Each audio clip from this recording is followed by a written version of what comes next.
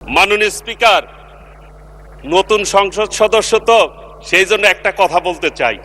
আমি কি কাউকে মুনাফেক বলতে পারবো এই সংসদে? না, পারবেন না। আচ্ছা, আমি মুনাফেক বললাম না কাউকে। জুলাই আন্দোলন নিয়ে কথা হয়েছে। আমি ওই সময় জেলখানায় ছিলাম। জামাতের সাধারণ সম্পাদক গোলাম পারোয়ার সাহেব আমার পাশের সিটেই ছিলেন। আমি ম্যাক্সিমাম সময় তাকে আমার বালিশটা দিতাম তাদেরকে শোয়ার জন্য। মাননীয় স্পিকার, আমি এরপরে যখন বের হই, এক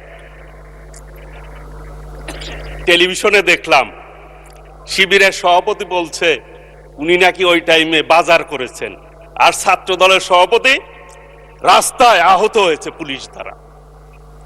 তাহলে জুলাই আন্দোলন নিয়ে কার কি ভূমিকা? এই আওয়ামী লীগের মতো আচরণ। আওয়ামী লীগ ৭১ মনে হয় যে আওয়ামী লীগই করছে, আর কেউ যুদ্ধ করে নাই, এইরকম আচরণ আওয়ামী লীগ করছে। এদানিং ওই রোগ তাদের ভিতরে ঢুকছে। জুলাই আন্দোলন খালি তারাই করছে, আর কেউ করে না।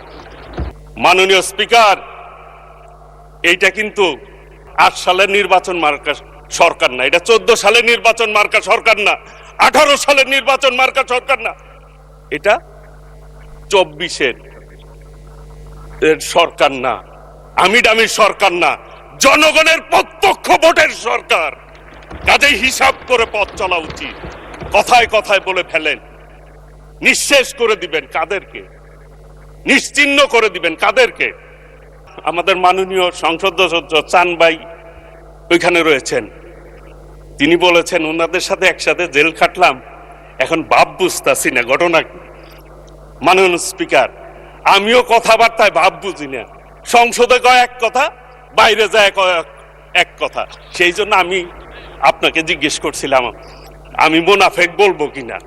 যেহেতু আপনি না করছেন, আমিও আর বললাম না।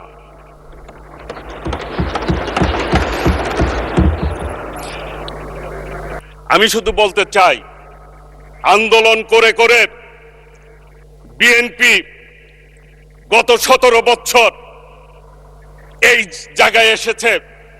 কাজেই আন্দোলনের ভুল ব্যাখ্যা দিয়ে মানুষকে বিভ্রান্ত করে কোনো লাভ হবে না। আপনারা ৯৬ সালে ভুল করেছিলেন, আওয়ামী লীগকে ক্ষমতায় আসার সুবিধা করে দিয়েছিলেন। এখনো ভুলের রাজনীতিতে আছেন। ৮৬-তেও করছেন, ৯৬-ও করছেন, ভুলের রাজনীতিতে আছেন। একটা কথা বলে যাই, এইবার যুদ্ধের কথা বলেন, বিভিন্ন কথা বলেন, একটি কথা বলতে চাই, এই সংসদকে সাক্ষী রেখে আগামী দিনে কোন আন্দোলন হলে, সংগ্রাম হলে বাংলাদেশের মানুষের পক্ষে হবে। হেরে যাবে রাজাকার, জিতে যাবে বাংলাদেশ ইনশাল্লাহ।